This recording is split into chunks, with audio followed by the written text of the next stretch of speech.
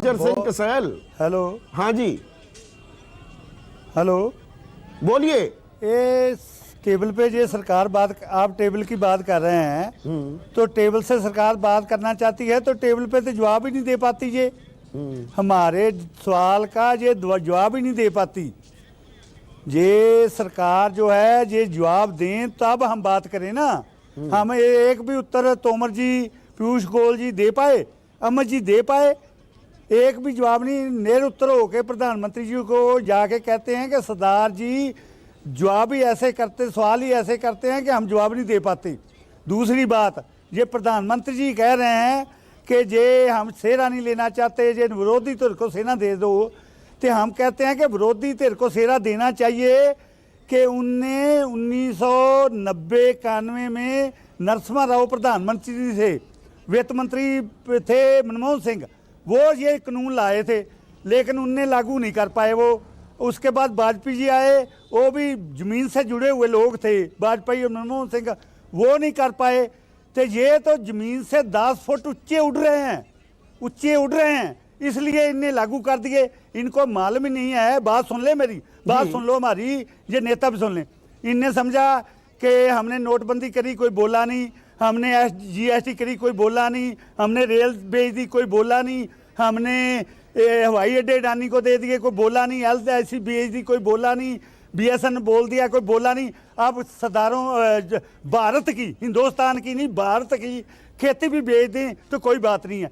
लेकिन हमारे जो भगवान हैं, हमारे जो खुदा हैं, हमारे जो गुरु हैं, उनने हाथ से खेती करी है तो वो खेती तो हम नहीं छोड़ने वाले। हम इसी बात से इनसे झगड़ा करेंगे, लड़ाई करेंगे, हाँ खाली हाथ से करेंगे और जीत के जाएंगे। नहीं, पर सरकार मेजर सिंह कसैल बदलाव के लिए तैयार हो रही है ना। 8-8, 9-9 संशोधन करने को तैयार है। APMC बनी रहेगी, दूसरी मंडियों को भी लेकर आएंगे, आपकी जमीन पर कोई कब्जा नहीं होगा। अरे SDM की जगह सिविल कोर्ट जा सकते हैं अगर कोई झगड़ा होता है तो। अरे चौधरी साहब, ये आपका 2 का पॉइंट जवाब नहीं दे पाते। आप एक घंटा इनसे लगे रहते हो। अब आपके 2 का पॉइंट जवाब नहीं देते। ये मंडियां जो है, जो पंजाब में है उसको रहने दें, और जो बिहार में नहीं है उसको दें, तमिलनाडु नहीं है उसमें को दें, यूपी में नहीं है उसको दें।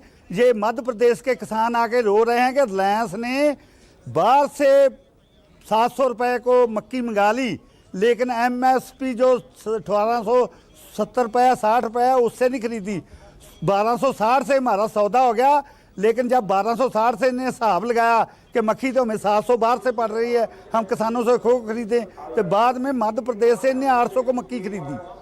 ये सब झूठ है, ये इनका झूठ चलने वाला नहीं है। ये ज़मीन के 10 ऊपर कोई भी राजनेता होए, कांग्रेस होए, अकाली होए, भाजपा होए, आप होए, ये आपने क्या करा? आपने कल जो आप संजय राउत से मांग रहे थे परों जवाब, कि आपने एक तरफ फुहारते हो कापियां और एक तरफ आप नोटिफाई कर दिया, तो संजय राउत ने एक भी संजय सिंह थे, आधा घंटा लगे रहे लेकिन वो इसके ऊपर बोले नहीं। हाँ, मैंने ये सवाल पूछा था, नोटिफाई कर दिया तब ये काला कानून नहीं दिख रहा था, अब दिखा कि अरे ये तो पंजाब के किसान, ये बहुत बड़ा मुद्दा हो गया। 2022 में पंजाब में चुनाव भी होने वाले हैं, तो अपनी सियासी जमीन चमकाने के लिए उनको बिल फाड़ने पड़े जो बिल नोटिफाई कर दिए थे। अरे काला कानून तो 3 अलग हैं।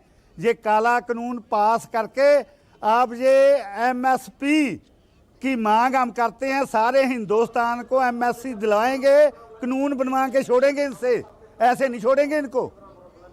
तो पर अभिमन्यु कोहाड़, देखिए अभिमन्यु कोहाड़, सवाल यह है, बातचीत के अलावा और कोई तरीका है, हल निकलेगा? बातचीत तो करनी पड़ेगी ना अभिमन्यु?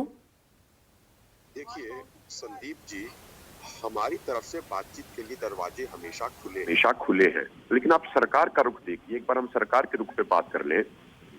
ये 5 दिसंबर को लास्ट चर्चा हुई, उसके बाद गृह मंत्री के साथ भी चर्चा हुई, लेकिन उसके बाद सरकार ने क्या किया? उसके बाद सरकार ने हमारे आंदोलन के बारे में और हमारे सभी किसान नेताओं के बारे में दुष्प्रचार करना शुरू कर दिया। और ये इस सरकार की एक सबसे बड़ी एक कमी ये है कि जब हम पहले अपने आंदोलनों में स्वामीनाथन आयोग के C2+50 की बात करते थे, तो ये बात करते पीएम न्याय योजना की, जब हम फसल बीमा योजना के घोटाले की बात करते थे तो ये बात करते थे पीएम आशा योजना की, जब आज हम तीनों कृषि कानून रद्द कराने की बात कर रहे हैं तो प्रधानमंत्री भाषणों में कह रहे हैं कि हमने स्वामीनाथन आयोग के C2+50 के अनुसार एमएसपी दे दिया, जो कि पूरी तरीके से झूठ है। उन्होंने A2+FL के अनुसार दिया। और दूसरी तरफ संदीप जी, हम ये पहले से ही कह चुके हैं, जब से ये 5 जून 2020 को ये अध्यादेश आए थे उसके बाद से हमने सरकार को चिट्ठी लिखी बात करने के लिए, हमने अपने स्टेट लेवल की पंचायतें की, हमने ट्रैक्टर रैलियां की, हमने 4-4 घंटे का जाम लगाया ताकि सरकार कुंभकर्णी रूपी नींद से जागे, लेकिन सरकार जाग नहीं रही थी। तो उसके बाद हमने दिल्ली कूच का ऐलान किया और हम अपनी पूरी तैयारी के साथ आए हैं। अब सरकार क्या कर रही है, देखने वाली बात यह है कि अब सरकार, जो साथी हमारे हमें आर्थिक सहयोग कर रहे हैं उनको इनकम टैक्स के छापे मरवाए जा रहे हैं, कल भी इनकम टैक्स के छापे लगे हैं। तो ये जो सरकार का जो रुख है, सरकार बार बार कह रही है कि हम बात करने के लिए डेट देंगे, लेकिन कब डेट देंगे? हमारे 33 किसान ठंड के कारण शहीद हो चुके हैं और सरकार कह रही है कि अभी हम डेट देंगे बात करने के लिए। देश का अन्नदाता आज के दिन कड़कड़ाती ठंड में सड़कों पे है, लेकिन सरकार कह रही है हम आने वाले समय में डेट देंगे, हम बात कर रहे हैं। सरकार ने, जो कृषि मंत्री ने जो 8 पेजों की जो चिट्ठी लिखी उसमें क्या कहा गया? तो सरकार का जो रुख है वो बातचीत का रुख नहीं है संदीप जी। अभी सिंघू बॉर्डर पे मैं आपको बताऊं, एक हमारे ऐसे ही वहां के लोकल साथी ने हमें एक अपनी पूरी कंपनी का पूरा वो शेड दे दिया कि भाई किसान ठंड से परेशान ना हो तो आप यहाँ पे रहिए। तो सरकार ने, प्रशासन ने उसके ऊपर 50 लाख का जुर्माना ठोक दिया बेवजह का फर्जी केस बना के। तो ये तो बातचीत का तरीका नहीं हुआ ना। बातचीत होनी चाहिए, वो खुले मन से होनी चाहिए, बड़े दिल से होनी चाहिए। और हम बार बार ये बात कह रहे हैं कि देखिए, मैं आपको एक उदाहरण देता हूं, जो बार बार भाजपा के प्रवक्ता कहते हैं कि भाई संशोधन करने के लिए तैयार है। मान लीजिए अभी किसान आंदोलन के दबाव में सरकार एक ये संशोधन करती है कि भाई मंडी के बाहर भी उतना ही टैक्स रहेगा जितना एपीएम चीज में है।